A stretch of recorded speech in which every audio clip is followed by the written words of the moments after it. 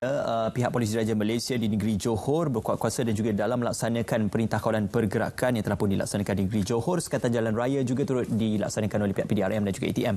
Untuk bercakap lebih lanjut tentang SOP MKN ataupun Sekatan Jalan Raya tersebut, saya amat bersati untuk bersama dengan pagi ini iaitu Komisioner Polis Datuk Seri Abdul Rahim Jaafar, Pengarah Jabatan Keselamatan Dalam Negeri dan Ketenteraman Awam KDNKA. Assalamualaikum, selamat pagi Datuk Seri. Waalaikumsalam warahmatullahi wabarakatuh. Alhamdulillah, kalau kita lihatkan pengumuman oleh Yang Berhormat Menteri Kanan Pertahanan, kali ini hanya negeri Sarawak sahaja tidak dikenakan perintah kawalan pergerakan. Makanya mobilisasi untuk pergerakan SJR sudah pun mula digiatkan di seluruh negara. Jadi dalam hal ini bagaimana Datuk Seri melihat situasi Sekatan Jalan Raya dan juga pemantauan SOP yang telah pun dikeluarkan oleh MKN secara mukadimahnya untuk pagi ini, Datuk Seri? Assalamualaikum dan selamat sejahtera. Seberdahulu saya mengucapkan ribuan terima kasihlah kepada pihak LTM kerana sudi menjemput pihak PDRM untuk berkongsi dengan para penonton membicarakan topik berkaitan dengan perintah kawalan pergerakan, tingkat pemantauan dan kepatuhan SOP. Sebelum itu saya nak menerangkan bahawa pihak PDRM telah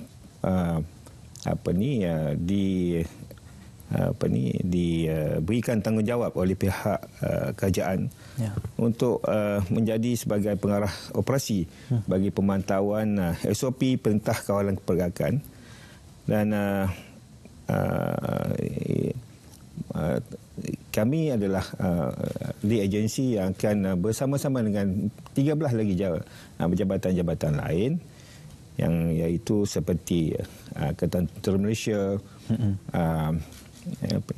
KPKT, Rela dan sebagainya. Kita ada 13 lagi jabatan-jabatan lain. Jadi dan ini kita lakukan 24 jam dan sehari. Dan sebagaimana yang telah diumumkan oleh kerajaan bahawa sekarang ni PKP telah dilaksanakan seluruh Malaysia kecuali di Sarawak sahaja. Dan oleh yang demikian jumlah pasukan-pasukan pemantauan yang akan kita buat akan kita pertingkatkan. Dalam satu hari sebenarnya kita ada lebih kurang dalam antara 2,800 hingga 3,000 pasukan pemantauan. Dan jumlah AJR juga telah kita tambah. Sekarang ni kita ada lebih kurang dalam 400 hingga 500 SJR di seluruh negara. Bertujuan untuk kita memastikan supaya orang ramai mematuhi apa juga SOP yang telah ditetapkan oleh kerajaan bagi memastikan kita dapat mengawal COVID-19 ini dari merebak di seluruh negara. Dalam hal ini Datuk Seri, sejauh manakah SJR ini berjaya mengurangkan pergerakan rakyat di jalan raya ataupun di tempat-tempat awam, khususnya dengan kita melihat kepada penambahan kepada bilangan negeri yang telah pun dimasukkan dalam senarai perintah kawalan pergerakan, Datuk Seri? Okey, kalau kita lihat Sekatan Jalan Raya ni kita adakan ialah untuk memastikan bahawa orang ramai dapat disekat pergerakan mereka daripada bergerak daripada negeri ke negeri dan juga daripada daerah ke daerah.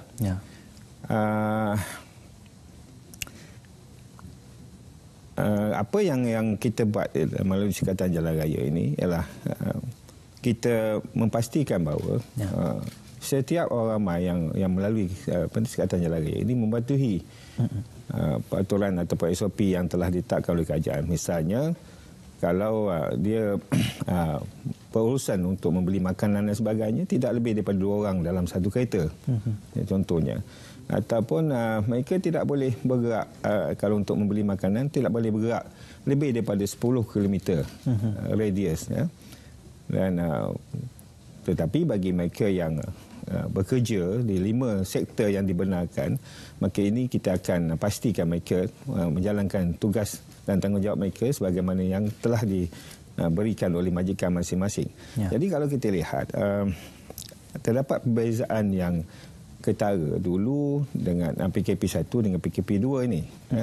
PKP 2 ini oleh kerana kerajaan membenarkan sektor-sektor industri sektor-sektor pertanian dan sebagainya bergerak untuk meneruskan kelangsungan ekonomi. Di samping kita nak mengawal tentang keselamatan kesihatan. Jadi memang kalau kita lihat hari ke hari pun jumlah kenderaan yang berada di jalan raya itu banyak sekarang ni. Ya. Tetapi saya rasa bila kita membuat PKP seluruh Malaysia ni, terkecuali Sarawak ni, jadi kita insya-Allah kita akan dapat mengurangkan pergerakan ini. Sejauh manakah pula pematuhan rakyat Malaysia khususnya dalam mendepani ataupun mematuhi SOP ataupun sekatan jalan raya yang telah pun ditetapkan oleh pihak PDRM dan juga ATM? Kalau kita lihat tahap pematuhan, kalau kita beri dari segi persentejnya, ialah ramai yang memberikan persentej yang macam-macam. Tapi pihak polis melihat bahawa tahap pematuhan SOP di Malaysia ni alhamdulillah makin meningkat. Kalau kita daripada jumlah yang kita perolehi ini, kita dapati bahawa tahap pematuhan yang diperolehi setiap hari lebih daripada 90%. Ya. Jadi saya haraplah bahawa ramai terus menerus untuk melaksanakan ataupun patuh kepada SOP-SOP yang telah ditetapkan oleh kerajaan supaya kita dapat mengawal COVID-19 ini pada merebak di seluruh negara. Ya. Mungkin Datuk Seri, persoalan tentang pemberian ataupun pelaksanaan kompaun kepada mereka yang ingkar SOP yang telah pun ditetapkan ataupun sukatan jalan raya. Kalau sebelum ini ada diumumkan oleh Yang Berhormat Menteri Kanan Pertahanan bahawasanya pihak ATM juga diberikan kuasa untuk menangkap dan juga untuk memastikan pematuhan itu berada pada tahap yang maksimum. Jadi bagaimana reaksi daripada apa yang diumumkan oleh Yang Berhormat Menteri Kanan Pertahanan tersebut? Okey, apa yang diumumkan oleh Menteri Pertahanan adalah berdasarkan kepada pengisytiharan daurat yang telah dilaksanakan di Malaysia mulai 11 hari bulan 1 baru ni. Ya. Apa yang nak dilaksanakan melalui undang-undang tersebut ialah kita untuk memastikan bahawa rakyat Malaysia ni patuh terhadap SOP-SOP yang telah ditetapkan.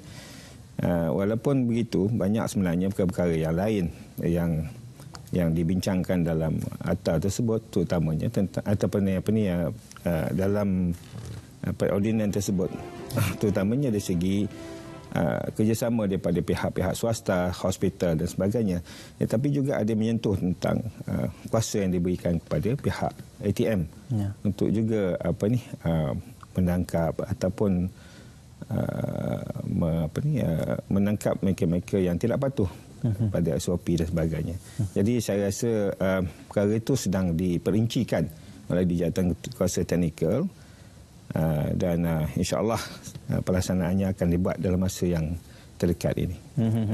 Datuk Seri, dalam tujuan pematuhan itu, kompaun yang diberikan itu, kalau sebelum ini juga ada dibangkitkan tentang isu untuk membawa mereka ataupun pesalah ini ke balai polis untuk memberikan kompaun, tetapi kali ini sudah pun diarahkan kompaun itu boleh diberikan serta-merta di kawasan kesalahan dilakukan ataupun di sekatan jalan raya. Jadi bagaimana situasi itu boleh diterjemahkan, Datuk Seri?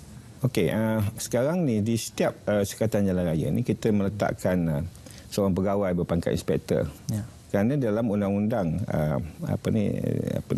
Akta 342 ni menyatakan bahawa yang berkuasa untuk isu kompaun ialah seorang pegawai berpangkat inspektor. Ya. Jadi dulu apa yang kita buat ialah kita menangkap mereka yang berkenaan dan bawa ke balai polis. Isunya ialah kalau mereka itu positif, ini akan menyebabkan kemungkinan balai polis juga akan merebaknya penyakit ini di balai-balai polis dan sebagainya. Dan yang pertama, yang keduanya kita akan dipersoalkan dari segi undang-undang jika yang menangkap yang mula-mula itu adalah bukan pegawai berpangkat inspektor. Jadi kita telah membuat putusan bahawa di semua sekatan jalan raya ini kita letakkan pegawai berpangkat inspektor. Dan yang pertama, yang keduanya kita nak menyenangkan orang ramai supaya kita dapat isu kompaun tu di situ juga. Dan yang ketiganya ialah untuk menyekat supaya jangan, kalau ada penyakit-penyakit yang dihadapi oleh mereka yang ditangkap itu boleh merebak ke balai-balai polis. Merisikokan pegawai-pegawai dan anggota yang berada di ibu pejabat polis.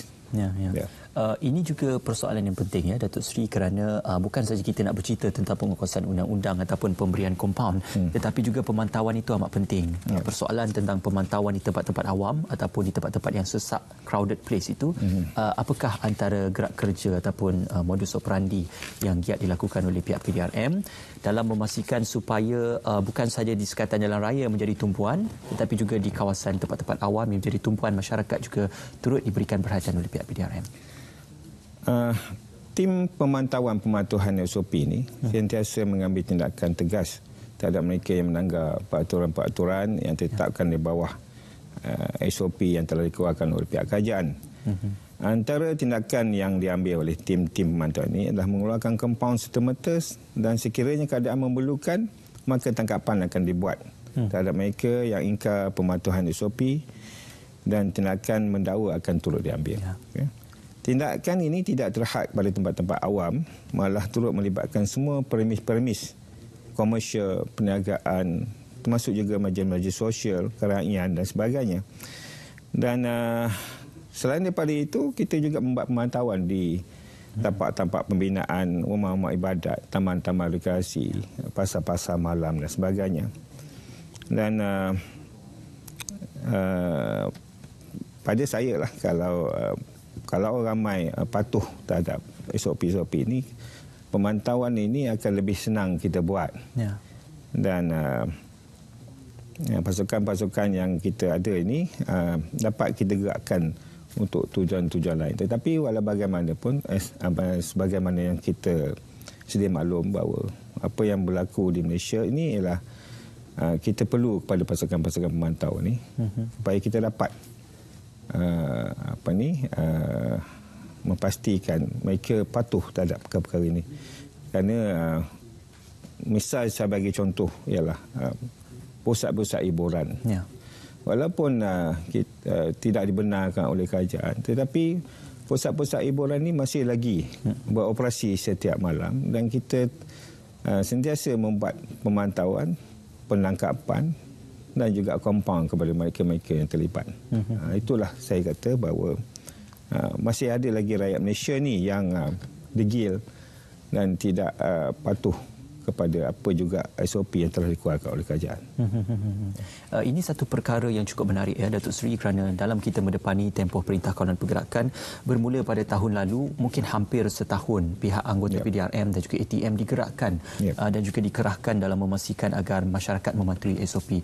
Mungkin secara peribadilah Datuk Seri sendiri bagaimana menganggap komitmen yang ditunjukkan oleh pihak PDRM ini dalam menjalankan tugasnya, dan juga supaya diserulah rakyat Malaysia supaya menyokong dan juga membantu pihak PDRM dalam melaksanakan undang-undang ataupun SOP yang telah pun ditetapkan, Datuk Seri. Sebagaimana yang disebutkan oleh tadi, bahawa kita dah hampir setahun melaksanakan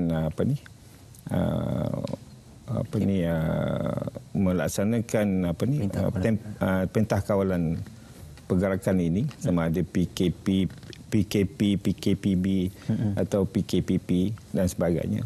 Dan sudah tentu Barisan Hadapan ni bukan hanya pihak polis, hospital, ATM dan sebagainya yang melaksanakan tugas ini setiap hari. Betul. Dan kita setiap hari, untuk makluman semua, terdapat lebih kurang dalam 35,000 hingga 40,000 anggota polis sahaja digerakkan.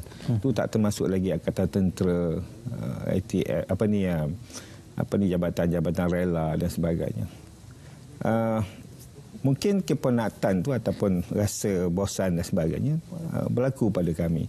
Tetapi oleh kerana kita memikirkan bahawa negara adalah nombor satu, kita memikirkan bahawa rakyat adalah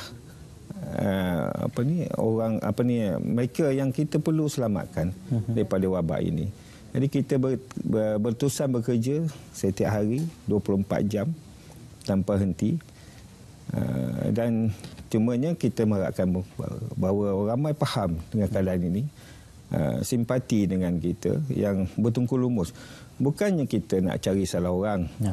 Setengah-setengah daripada ini mengatakan bahawa, setengah orang mengatakan bahawa kita nak cari setiap hari nak compound orang dan sebagainya. Nak cari salah orang dan sebagainya. Itu bukan matlamat kita.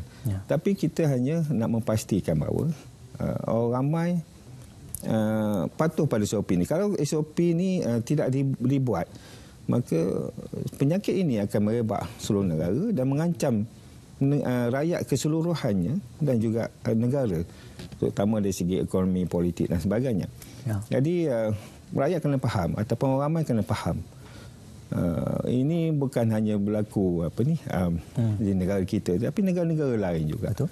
Jadi kalau kita nakkan kehidupan kita yang lebih baik di masa akan datang, maka kita patuh terhadap apa juga SOP yang dikeluarkan.